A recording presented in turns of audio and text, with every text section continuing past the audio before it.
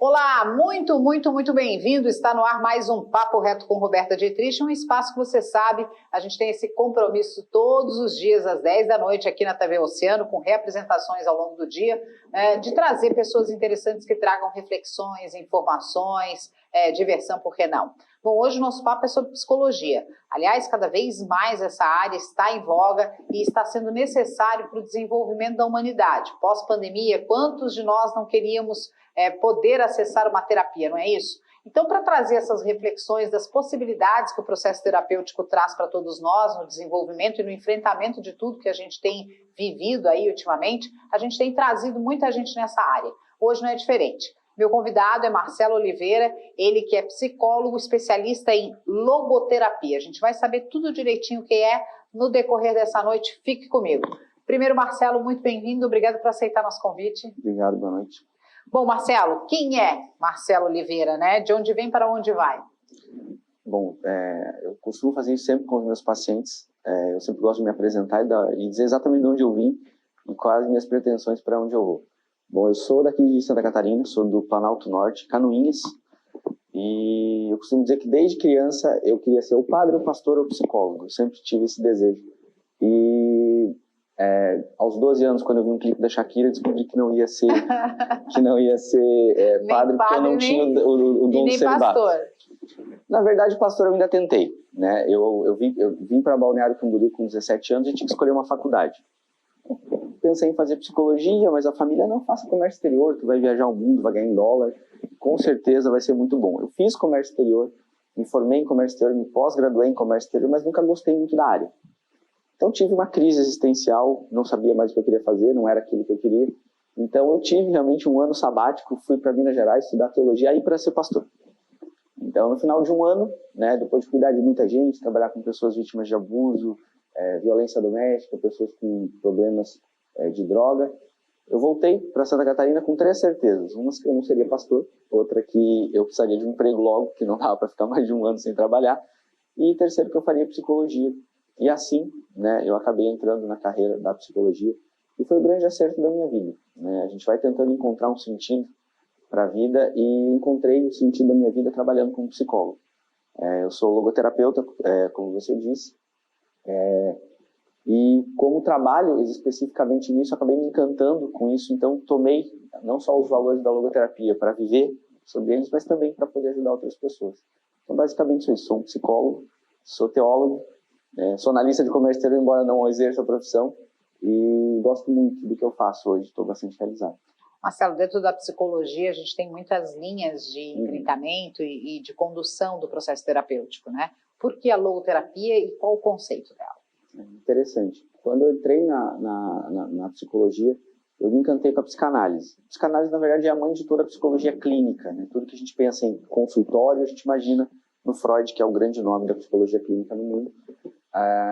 Mas acabou que, embora eu ainda considere a psicanálise uma abordagem maravilhosa, depois de estudar muito a gente descobre que existem algumas limitações em cada uma das teorias, né? Nenhuma teoria é completa e atende todas as demandas possíveis, até porque o ser humano é muito complexo, né? Mas acabei esbarrando, primeiro na história do Viktor Frankl, que é o autor da logoterapia, e além de ser um grande filósofo, um neurologista muito conhecido, ainda é sobrevivente dos campos de concentração. Ele passa 3 anos nos campos de concentração por ser judeu na Segunda Guerra. Então a história dele me chamou muita atenção. E quando eu comecei a estudar mais a teoria dele, primeiro que eu sou apaixonado por filosofia. Então a filosofia do Viktor Frankl é fantástica. E eu acredito que ela atenda muito hoje, a logoterapia atenda muito hoje às nossas realidades, às nossas necessidades, do espírito da nossa época, né, do Zeitgeist de hoje, que a gente tem tudo. Vamos pensar em Santa Catarina, no sul do Brasil, uma cidade muito boa. A classe baixa de Balneário Camboriú já é mais do que classe média em outras cidades. Nós temos, né, uma condição socioeconômica, condições materiais muito boas. Mas por que ainda falta alguma coisa? Né? Por que tanta gente casa e separa? Por que tanta gente não consegue manter a saúde mental? Por que existe essa grande demanda, muitas vezes, por prazeres, por afetos que nunca preenchem? E a logoterapia tem uma explicação extremamente lógica e sólida para isso, que é a falta de sentido na vida.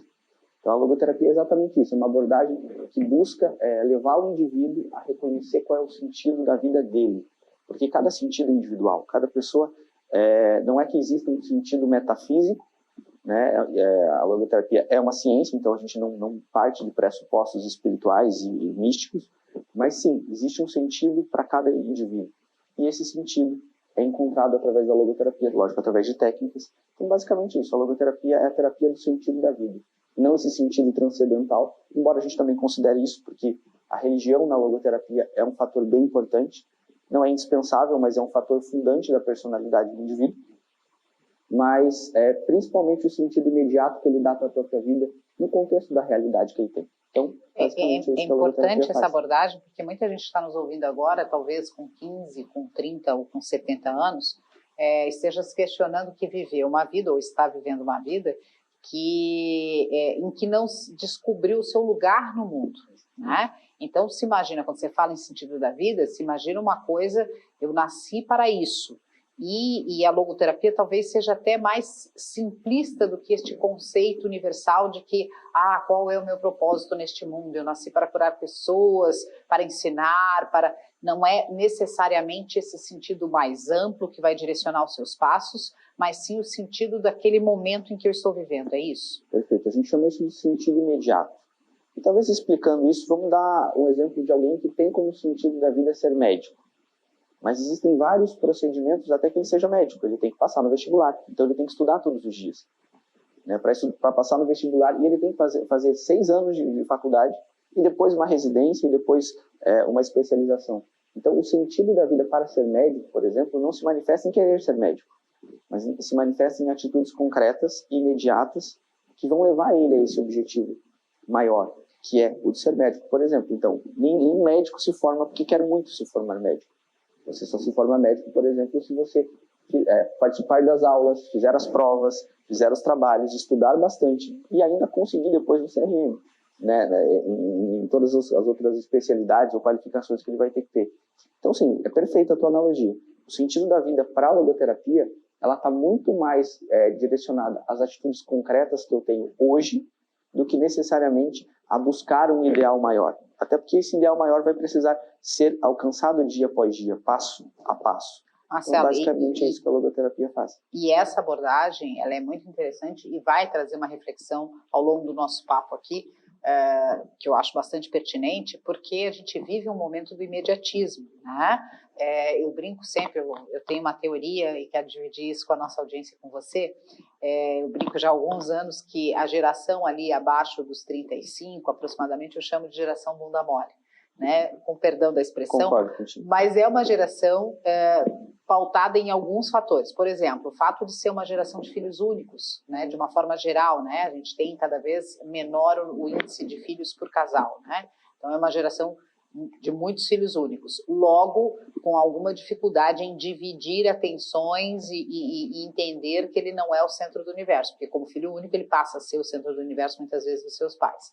Segundo lugar, é uma geração internet. Então, no estalar do dedo, eu tenho a informação, eu tenho a compra, eu tenho o delivery, né? Então, as coisas são muito rápidas e a internet vende este conceito de que basta eu querer, eu clico um botão e as coisas acontecem.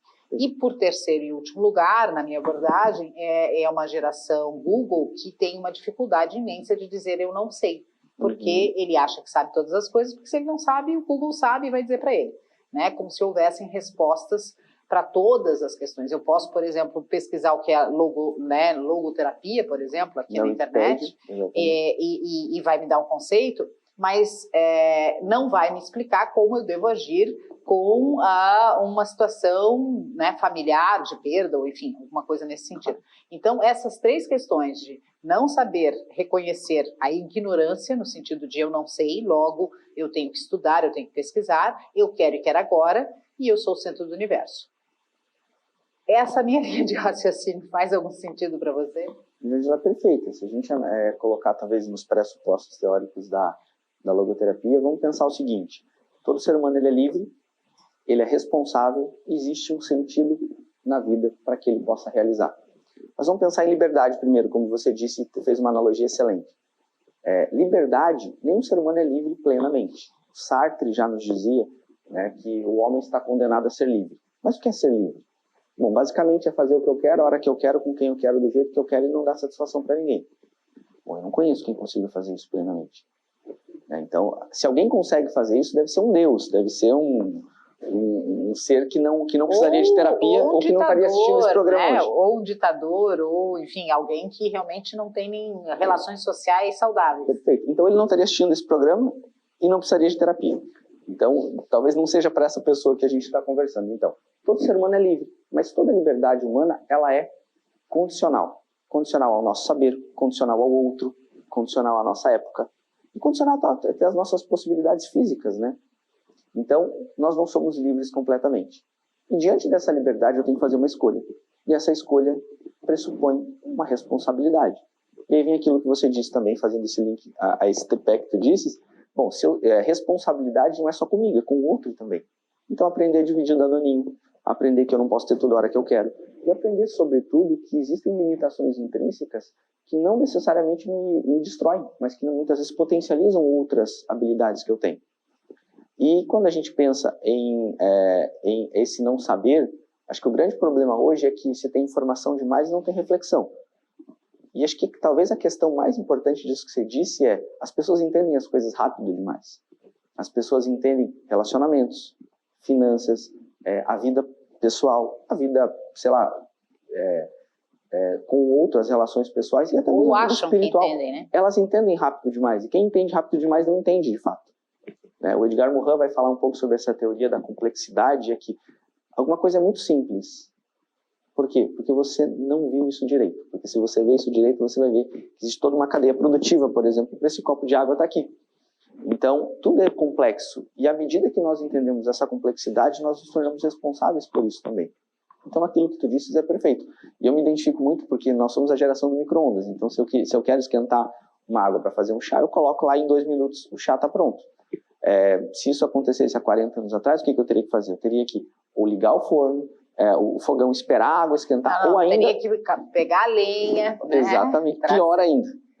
Então, e entender esse processo é muito importante. Então, assim, talvez a pessoa nem saiba como o micro-ondas funciona, só sabe que eu coloco lá, aperto o botão e de repente a água está quente. E o fato de não entender isso nos incapacita para a vida. Por quê? Porque eu começo a achar que o mundo deveria girar em torno de mim.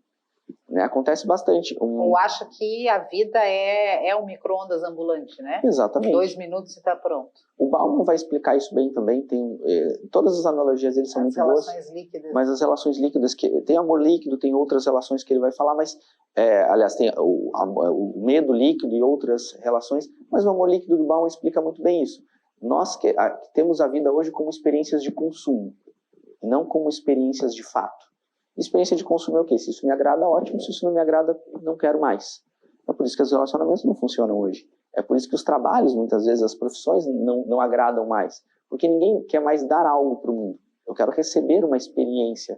E quanto mais intensa, quanto maior essa experiência, melhor. E aí o que você disse, eu acho que bem interessante, quando a gente pega esse link para explicar um pouco melhor como é que as coisas acontecem, e aí falando exatamente nessa procura que a gente tem por estar sempre satisfeito, ou como você disse, o mundo gira em torno de mim, vamos pensar o seguinte, se eu imagino que o mundo tem que estar aqui para me servir e eu preciso receber tudo, até por causa dessa, não só da tecnologia, mas de uma educação familiar em que eu recebi tudo, então eu nunca recebi não do meu pai. De repente eu começo a namorar com 15 anos e a minha namorada me diz não. A minha namorada me troca por uma outra pessoa que ela considere mais bonita, mais alta, melhor nos esportes ou qualquer outra coisa. Eu não sei lidar com isso. Eu não sei lidar com a frustração da vida de fato. Porque eu fui criado numa bolha, né, em que eu não me frustrei, em que eu não tive situações de perca, em que eu sempre ganhei. E aí o que acontece? Eu não tenho essa capacidade psicológica de resiliência, eu não consigo me reconstruir, eu não consigo me encontrar de novo. E aí o que vai acontecer? Sofrimento psicológico profundo, a ponto de automutilação, a ponto de tentativa de suicídio, ou muitas vezes coisas um pouco mais intensas e menos reprováveis. Por exemplo, como drogadição, uso e abuso de drogas, de álcool. O que acontece? Ou até uma simples e profunda apatia diante da vida, né? Que é muito fácil também. Na verdade, assim, se não me agrada, eu não quero. Então, eu não gosto muito de ver minha avó. Então, eu não falo com a minha avó, porque não é legal estar com a minha avó. eu não gosto muito da escola, então não vou estudar legal porque isso não vai fazer diferença nenhuma na minha vida. Quando na verdade vai. E acho que, como você bem disse, se eu olhar para um adolescente hoje, não menosprezando, mas o adolescente já sabe tudo, né? Ele acha que sabe tudo. E o fato dele achar que sabe tudo... que é campeão em achar que sabe tudo. E aí, inclusive, assim, no caso do meu filho, ele é um adolescente super conectado e é um menino curioso, pesquisador, então ele vem embasado, né? Ele vem com um discurso interessante, sabe? Com um nível de conversa. Claro. A questão é que não sabe e não tem como saber. E uma vez a gente conversando e tal, e falávamos sobre o fato de eu, mãe, ter direitos, né, sobre a casa e sobre as decisões que ele não tinha. E aí ele disse, não, mas um dia eu vou chegar e eu vou ter tanto quanto. E eu disse assim, você pode viver 100 anos que você não terá nunca o mesmo nível hierárquico que a sua mãe. Porque eu tenho uma coisa que você nunca vai atingir, que é o fato de eu ter te dado a vida. Então, só por aí você pode se esforçar o que você quiser, que hierarquicamente nós vamos estar num degrau de diferença, né? E não é que eu vou mandar em você a vida toda, eu vou ter mais conhecimento que você, porque automaticamente eu tive as mesmas condições de estudo e automaticamente eu vivi mais tempo. E eu vou ter sempre vivido mais tempo do que você. Então, automaticamente a gente dificilmente vai se encontrar. Né? E aí eles ficam me olhando assim, às vezes eu tenho que ser meio dura. Você tem que ser mãe, né? Tem que ser mãe. E é outra também problemática da nossa sociedade, é a dificuldade de homens e mulheres de serem pais e mães no sentido mais responsável da palavra, né? Porque muitas vezes a gente, por culpa, por projeção de dores, por projeção, até por uma bondade, a gente quer agradar, ainda mais um filho, né? Cujo amor é incondicional na maioria das vezes. E nessas escolhas, a gente acaba não ajudando, a gente acaba frustrando, né? Porque se eu faço algo errado e nada me acontece, eu sempre digo isso para os meus filhos, que cada escolha tem uma consequência. Se eu faço algo errado e nada me acontece, eu vou repetir esse erro e vou talvez errar até em nível mais profundo e maior e com mais extensões.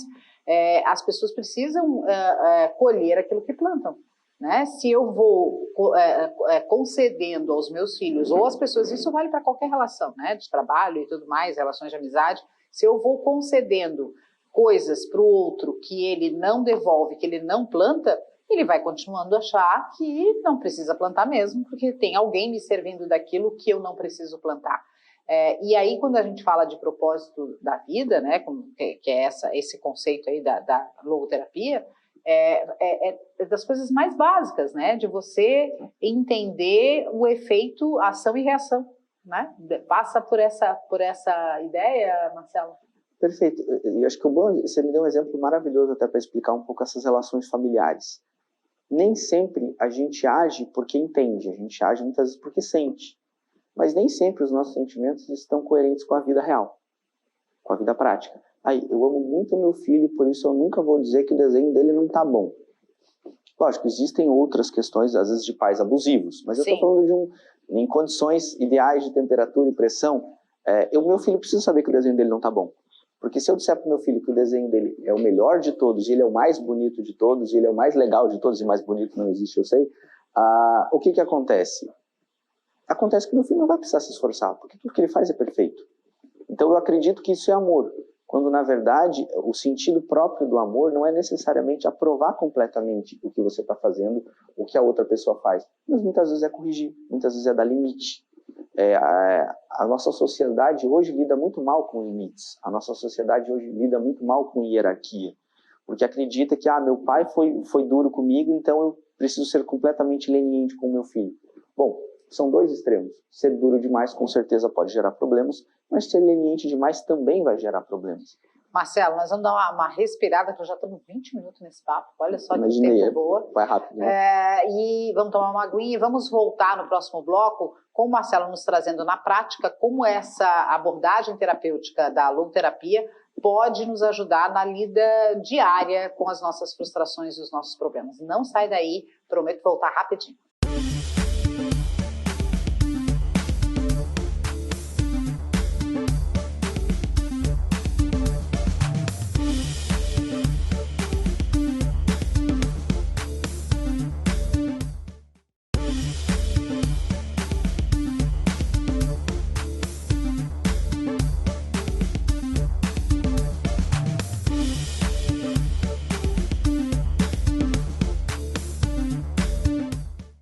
Estamos de volta e esse é o Papo Reto com Roberta Dietrich, um programa que tem um compromisso com você de trazer reflexão, informação e, por que não, diversão também. Hoje o papo é sério, nós estamos com Marcelo Oliveira, ele é psicólogo e tem uma abordagem na logoterapia, que é, em resumo, aí, como ele explicou no último bloco, a explicação para o sentido da vida, a busca pelo sentido da vida. E não esse sentido metafísico, esse sentido espiritual, mas o sentido das pequenas coisas. Bom, dentro da prática diária, você podia trazer para a gente, Marcelo, alguns exemplos do sentido da vida aplicado no dia a dia?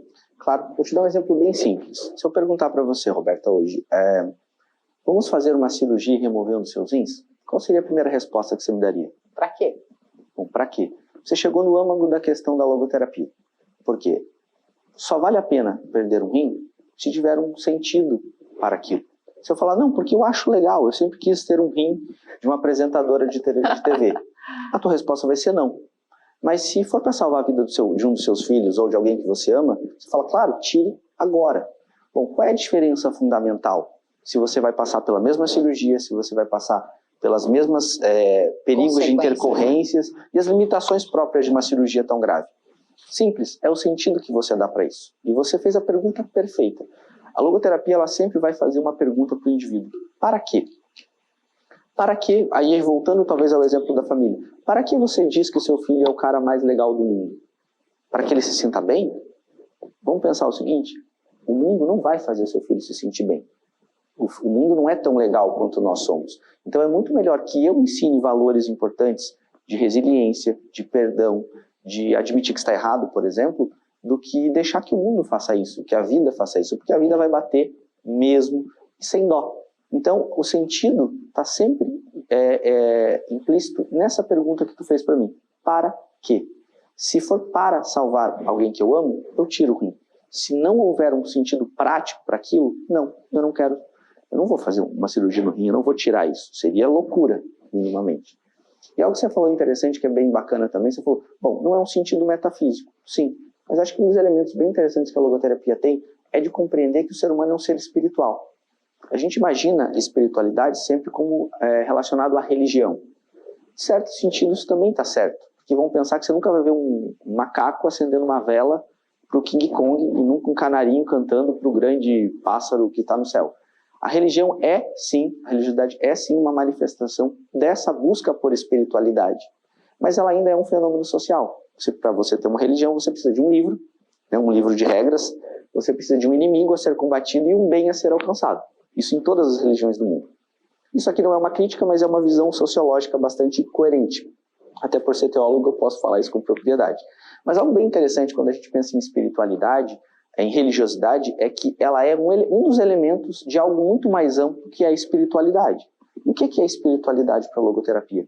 Não é só esses movimentos religiosos.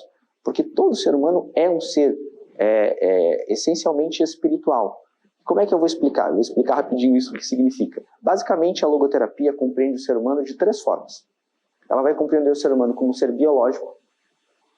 E o que é o ser biológico? O ser material, o ser condicionado geneticamente. Eu tenho a cor dos olhos dos meus pais. Eu tenho a altura que geneticamente eu fui condicionado e tenho essas predisposições a câncer e a tantas outras coisas na vida, por causa de questões genéticas, e eu não consigo mudar isso. A segunda questão e o segundo elemento fundante do ser humano é a dimensão psicológica. E essa dimensão psicológica é o ser que aprende. Vamos pensar o seguinte, se eu pegasse um dos seus filhos com 2 meses de idade e levasse ele para a China, ele falaria chinês, comeria comida chinesa, os padrões de beleza, de cultura, de religião seriam chineses. Por quê? Porque você pega ele com 2 meses de idade e leva ele para um lugar completamente diferente da cultura que ele tem. E se a gente pensar, até ele pensaria em mandarim. Então quer dizer que até a estrutura dos nossos pensamentos tem aprendizagens. Tudo que nós somos psicologicamente, basicamente, é aprendido. Ele é aprendido, ele é plasmado pela educação, pela cultura, pela religião. Ainda dentro do aspecto físico, permeando o aspecto psicológico, até a tendência a ser otimista ou pessimista Sim. Pode ser uma questão física e também pode ser uma questão aprendida. Exatamente. Psicológica. Isso é muito interessante. A gente vai aprofundando mais nisso. O Viktor Frankl vai chamar isso de psicofísico. Porque não se pode separar completamente o psicológico do fisiológico. né? O nosso cérebro, que é o órgão do sentido, também é o lugar da mente. Então não se consegue separar muito bem onde começa o cérebro e onde começa a mente. Então sim, é psicofísico. As condições predispostas e a genética, e mesmo o bater a cabeça e ter um trauma cerebral vai afetar diretamente a minha cognição e os meus valores simbólicos, inclusive. Então, isso é muito interessante. Então, o que é que torna o ser humano único? E eu vou dar um exemplo, eu tenho sobrinhos gêmeos, eles têm 15 anos, univitelinos, do mesmo útero, do mesmo espermatozoide, eles são geneticamente iguais. Mas ainda assim são diferentes nos gostos, no temperamento e na forma de agir. Por quê? Segundo a logoterapia, há um espírito dentro deles. E o espírito não no sentido religioso, é no sentido filosófico. Há algo dentro deles que forma eles de maneira única. E esse ser é o ser que escolhe. Esse é o ser propriamente que faz as escolhas, que assume as responsabilidades e que diante da vida vai se posicionar como um indivíduo único. Tá, chegamos no aspecto físico, no psicológico, o terceiro tripé. É o espiritual. E esse espiritual é esse ser que escolhe. Por exemplo, eu tenho o Guilherme e o Gabriel, que são os meus sobrinhos. Um gosta muito de chocolate de coco e outro gosta de chocolate, um prestígio, e o outro não gosta daquilo. Mas geneticamente eles são iguais. Eles tiveram a mesma mãe, o mesmo pai, e estiveram permeados pelo mesmo tipo de educação. Por que os gostos são diferentes? Por que um gosta de morena e por que o outro gosta de loira, por exemplo? Porque existe um ser dentro deles. E isso, de fato, é eles que escolhe, que faz essas escolhas. Então, a dimensão propriamente humana e única é a dimensão espiritual, que nós vamos chamar em logoterapia de dimensão noética. Marcelo, eu vou te trazer aqui uma pergunta aqui. Em relação a... Se fala, né, desses aspectos e tal, e eu acredito que a logoterapia trate isso, né, no processo terapêutico, nos encontros, né, na terapia propriamente dita, de você discutir com as pessoas essas três questões. Física, sim. Então assim, eu quero muito ser um colhedor de cacau, mas para ser colhedor de cacau você tem que ter 1,80 m, só que eu tenho 1,60 m, então o aspecto físico te impede um pouco. Mas tá bom, eu vou botar uma perna de pau, né? Porque eu sou inteligente, né? De alguma forma eu consigo superar esta limitação física. Né? Então eu vou para o aspecto psicológico e eu vou desenvolver um equipamento que vai me permitir colher cacau. E na terceira questão, o aspecto espiritual que me move para esse desejo. A minha pergunta é, quanto mais no processo terapêutico eu vou tomando consciência dessas questões e com isso eu vou desenvolvendo uma reflexão sobre tudo, eu não tenho uma tendência maior a depressão, talvez. Eu te digo isso porque eu digo que a ignorância é uma bênção, né? Porque quanto menos eu ignoro os processos, as causas, os efeitos e vou vivendo como um trator, né? Menos em tese eu sofro, claro. Porque menos eu tomo consciência dos efeitos da minha ação. Então esse processo ele é um processo doloroso. Muito, na verdade. O Franklin ele tem uma frase muito célebre que eu acho que explica o que você está dizendo, que é o seguinte: quando a situação é boa, desfrute-a. Quando a situação não é boa, é ruim, transforme. Mas se você não pode transformar essa situação, você está sendo desafiado a transformar a si mesmo. É muito interessante quando nós tomamos consciência de que a vida espera algo de nós, que muitas vezes nós não podemos dar, nós somos desafiados a nos transformar mesmo. Talvez um bom exemplo seja aquela pessoa que o sonho dela era ser atleta olímpico. E de repente, por algum motivo, num treinamento ou passeando, ela tem um acidente e acaba ficando, por exemplo, paraplégica. E ela não pode mais ser um atleta olímpico. O corpo dela está danificado. O aspecto físico está danificado. Com certeza o aspecto psicológico também está, porque ela vai se desenvolver traumas, talvez uma depressão, uma angústia, uma tristeza, uma frustração muito grande. Mas ainda há um ser dentro dela, que nós acreditamos ser exatamente o ser de fato, aquele que faz a escolha, que pode fazer com que ele rompa e ele supere esse sofrimento. Por exemplo, ser um para-atleta. A gente tem o Fernando Fernandes, que foi inclusive ex-BBB, recentemente numa entrevista dele, que ele fala exatamente isso, né?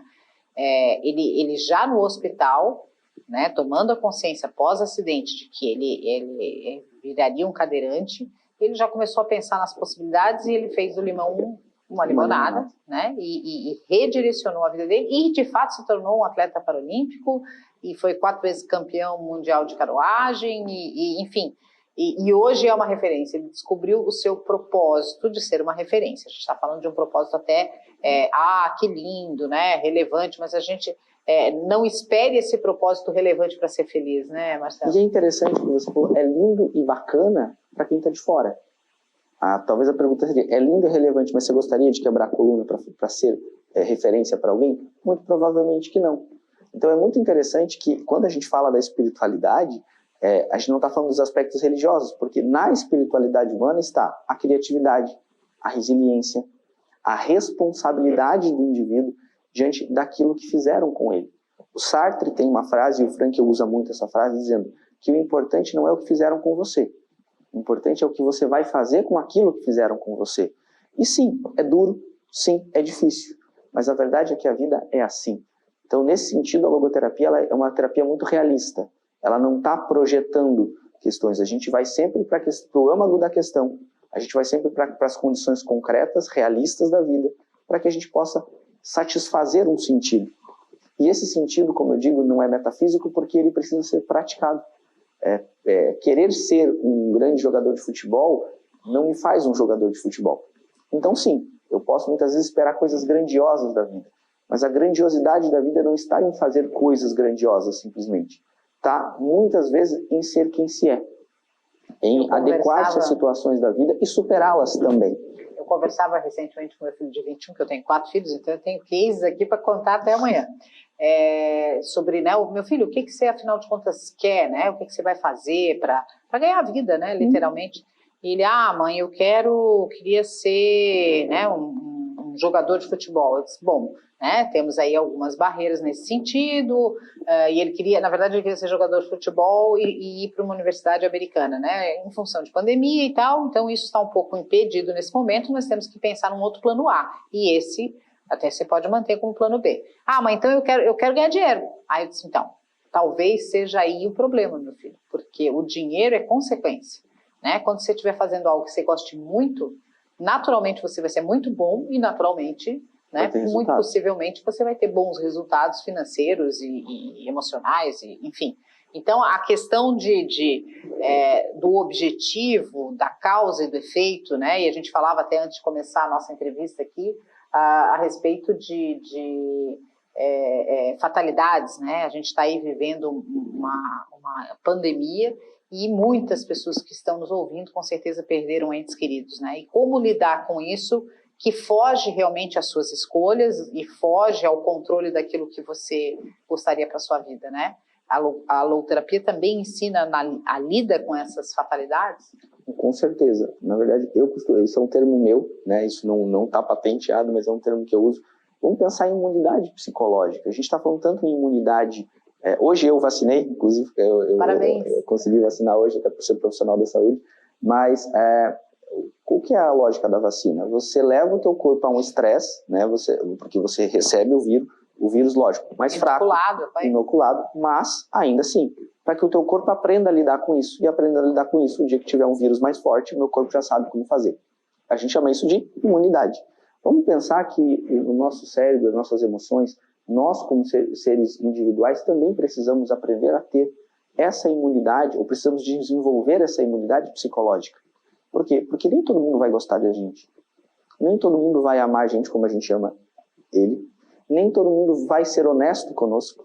A vida não vai ser fácil. E os nossos parentes, as pessoas que a gente ama, não vão viver para sempre.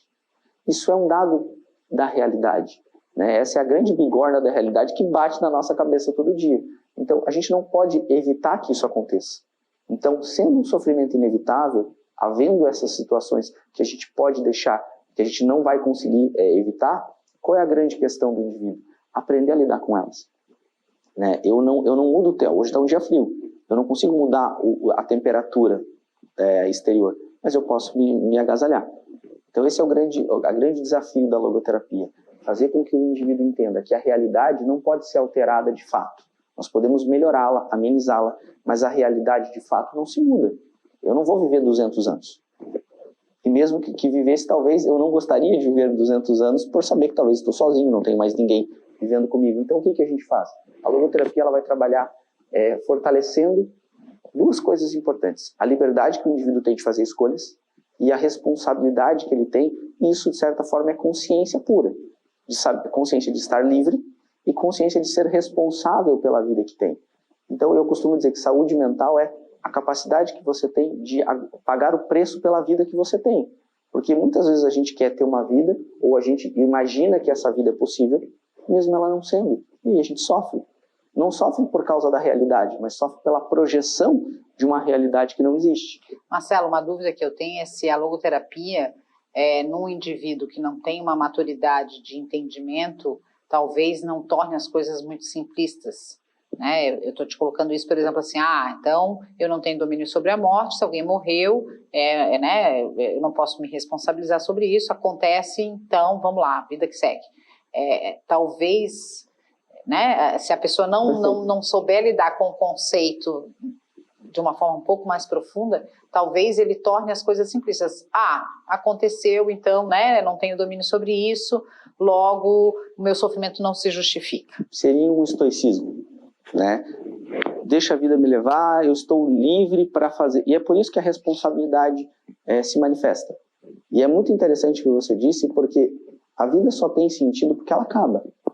Pensa comigo, sobremesa só é bom porque é em pouca quantidade depois do almoço. Né? Vamos trocar o feijão, o arroz e o bife que eu como todo meio-dia por um pudim de leite, que é uma sobremesa que eu adoro? Vamos trocar todas as minhas refeições por pudim de leite? Vai ficar intragável, vai chegar um momento que vai ser terrível. Então, quando a logoterapia traz o indivíduo para a realidade, é a realidade dele, e não uma realidade factual. Até porque acredito, sinceramente, que não se consegue enxergar a realidade como um todo, porque ela é extremamente dura. Né? A realidade é um princípio de tristeza, muitas vezes. Né? Eu gosto muito daquele filme Divertidamente, que tem aqueles personagens, e a tristeza ali é um princípio de realidade. Enquanto a alegria é o princípio de prazer, a tristeza é o princípio de realidade. Quer dizer, eu posso comer lasanha todo dia? Posso. Mas qual é a realidade disso? Com o tempo, é que talvez as minhas calças não vão servir, talvez eu vou ficar muito gordo e não vou querer ir para a praia no final do ano. Então, eu estou dando exemplos muito simples, mas sim, a logoterapia ela é simples mesmo, porque muitas vezes a gente dá uma volta muito grande para tentar explicar o que já está muito claro.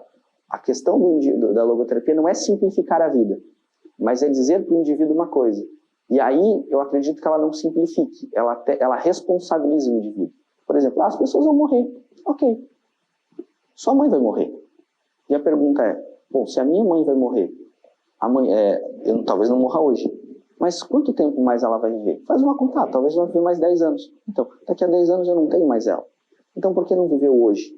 O bom da logoterapia é que ela nos traz esse princípio de realidade para viver o agora, para viver o hoje. Como o seu filho fez. Eu quero ir morar fora, quero jogar futebol, mas hoje eu não posso. Então, eu tenho duas escolhas. Eu tenho a escolha de sofrer porque eu não posso fazer isso hoje, ou fazer algo hoje que atenda a minha necessidade neste momento. Eu costumo dizer que a morte ela é um grande serviço para a vida. Por quê? Porque muitas vezes, perdendo a minha avó, que eu descubro que há muito tempo eu não visito a minha mãe. É lógico, o ideal seria que ninguém morresse. Mas se também, e aí entra um paradoxo. O ideal é que não precisasse morrer a avó para se perceber, né? Perfeito, mas o problema é que isso está muito num contexto do ideal. E a verdade é que o ideal não existe. A realidade que se impõe na nossa vida não é ideal. Eu não tenho o corpo que eu quero, não tenho o dinheiro que eu quero. E se tenho muitas vezes isso, talvez não tenha os amigos que eu quero. Porque aí eu sou tão rico, tão lindo, tão maravilhoso que todo mundo é meu amigo. Eu costumo dizer que esse é o paradoxo do Neymar. Não tem nada... Parece bobagem, mas vê se faz sentido. Acho o Neymar um cara legal, joga futebol pra caramba. Mas ele não é o cara mais bonito do mundo. Vamos ser sinceros. Agora imagine quantas meninas hoje gostariam de namorar o Neymar. Milhares, talvez milhões. Mas por que elas gostariam de amar o Neymar? Porque o Neymar é o Neymar, ou porque o Neymar é lindo, bonito e um cara maravilhoso? Não, porque o Neymar é o Neymar. Porque o Neymar é o Neymar. Se o Neymar fosse um entregador de gás, muito provavelmente dessa 1 milhão de mulheres que gostariam de estar com ele, talvez 3 ou 4 ficariam com ele. Mas essas 3 ou 4 queriam ficar com ele de verdade, porque ele é. E a gente cria um paradoxo muito interessante. Aí a gente fala, o Neymar é um moleque piranha, ele pega todo mundo e tal. Mas como é que ele vai acreditar que alguém gosta dele de verdade? Porque muitas vezes ter tudo também é uma prisão. Porque agora eu não sei quais são as relações verdadeiras que eu tenho. Então a logoterapia ela é muito pragmática porque ela vai impor a realidade ao indivíduo. Aqui não estou fazendo uma crítica ao Neymar, mas assim, quantas mulheres o Neymar saiu essa semana? Muito provavelmente mais do que todas as mulheres que eu já imaginei beijar na minha vida. Ok, mas quantas delas são verdades? Por quê? Porque no final das contas ele já perdeu a essência de quem ele é. Não, mas aí nós vamos mergulhar numa discussão profunda, né? Mas claro. E o que é verdade, né? Bom, perfeito. A verdade é a realidade. E aí fala, Marcelo, mas a tua realidade não é minha. Exatamente, porque é a sua realidade. E aí você trabalha a realidade de forma individual. Do indivíduo. E isso é muito importante. Por quê? Porque a verdade como uma instituição ou como uma entidade talvez não exista de fato. Mas existe a minha realidade. Só que na configuração social que a gente vive hoje, esses conceitos todos são muito difíceis de aplicar, né? Porque a minha verdade não pode ser confrontada, principalmente nas redes sociais. As pessoas são execradas por exporem as suas realidades, as suas visões de mundo, e há uma dificuldade de entender que o outro é o outro, eu sou o que sou, e né, o fato de o outro não concordar comigo não faz dele nem melhor nem pior, só diferente. Só diferente. Você falou uma coisa muito interessante agora. Vamos pensar o seguinte, a minha verdade e a verdade do outro. Bom, eu não gosto de feijão, por exemplo. Então a minha verdade é que feijão é ruim. Você ama feijão. E a verdade é que o feijão que você gosta é muito bom. São duas verdades distintas. Mas se só tem feijão para comer, o que eu faço? Não como porque isso é contrário à minha verdade? Então existe sim uma verdade objetiva. E qual é a verdade objetiva? A realidade. Como eu disse para vocês, eu não fui padre por causa da Shakira, né? Eu sou completamente tarado na Shakira até hoje. Mas vamos pensar o seguinte, a Shakira é uma realidade para mim? Não. Até porque ela não largaria o Piquet para ficar comigo, com certeza. Vamos ser honestos? Mas você nem tentou, vai. Ela talvez, sim, mas vamos ser bem pragmáticos, ela é o ideal de mulher. Para mim, ótimo. Acho linda, maravilhosa, perfeita. Mas ela não é possível. Eu costumo dizer que para você fazer uma escolha na vida, para você viver de maneira coerente na vida, você precisa de 5 filtros. Lógico, eu estou reduzindo isso, né? Estou tentando reduzir ao máximo, mas vamos pensar nesses 5 filtros. O bom, o justo, o possível. Bom, gente, calma aí. O bom, o justo, o possível e o preço. Desculpa, são 4 filtros. E o preço? Bom, perfeito. Por quê? O que eu quero fazer é bom para mim? É. Mas é justo? É bom para o outro? Bom, é também. Perfeito. Qual é o preço disso? E se isso é possível? Porque o preço e ser possível, existe uma diferença muito interessante. Qual é? Digamos que eu tenho um Chevette que vale R$4.000 e alguém bate no meu Chevette e destrói ele. O que o seguro vai fazer? Vai pagar R$4.000 para consertar, porque não deu perca total no meu carro. E vai me pagar o carro. Perfeito. Mas é possível eu consertar esse carro? Bom, em tese sim. Eu posso derreter o metal, eu posso fazer um Chevette do zero, posso derreter o plástico, derreter todo a borracha e fazer um Chevette do zero. Mas quanto custaria isso? Bom, custaria R$30.000. Então, é muito mais barato me pagar o 4.000. É por isso que o seguro dá perca total no automóvel. Então, nem tudo que eu quero e que é possível, eu posso pagar por isso.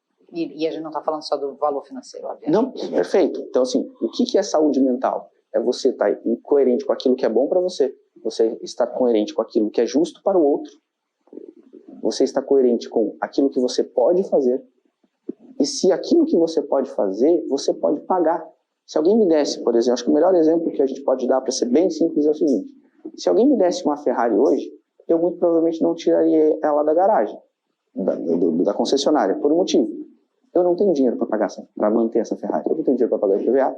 Eu não tenho dinheiro para pagar a gasolina, que é R$8, nem o seguro. Então, se eu tirar essa Ferrari da concessionária, eu vou perder valor com ela.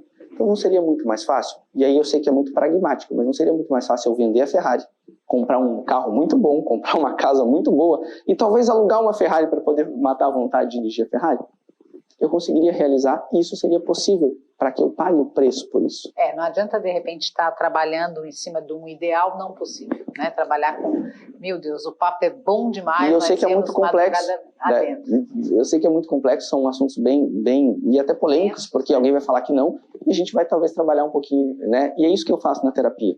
Eu faço algumas provocações para que o indivíduo pense, às vezes ele fala, não concordo contigo. Eu falo, tudo bem, então vamos pensar sobre isso.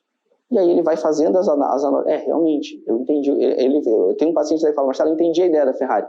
Realmente, eu não posso pagar o preço de uma Ferrari. Então, ter essa Ferrari começa a tornar um problema. Então, muitas vezes... Nem tudo aquilo que a gente quer é justo, é bom, é possível, ou eu posso pagar o preço. E aí tem uma questão, talvez, que vale a pena para você pensar. Talvez alguns dos sofrimentos que você tenha na sua vida é porque você não consegue sustentar, não consegue pagar o preço que aquilo requer.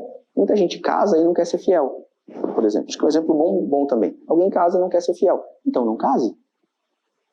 Por quê? Porque por que eu vou casar? Por que eu vou gastar dinheiro?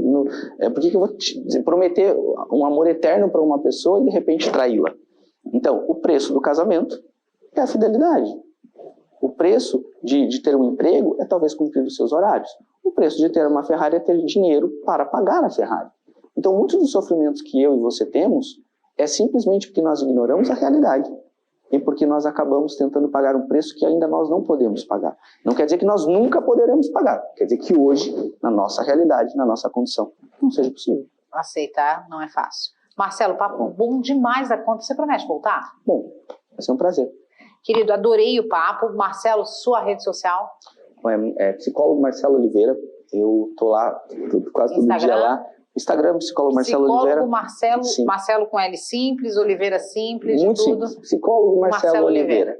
Eu tô bem ativo nas redes sociais, eu sempre estou fazendo alguns vídeos. Esses conceitos que talvez você... mas é muito pouco tempo para a gente falar. Eu tenho alguns vídeos explicando melhor esse conceito, para que você possa entender. E na melhor das hipóteses, manda uma mensagem, marca uma consulta com o Marcelo. Perfeito. E vai entender. Vai ser muito bom. A logoterapia de forma mais ampla. Obrigada, viu, por essa reflexão. Adorei o papo. Obrigado.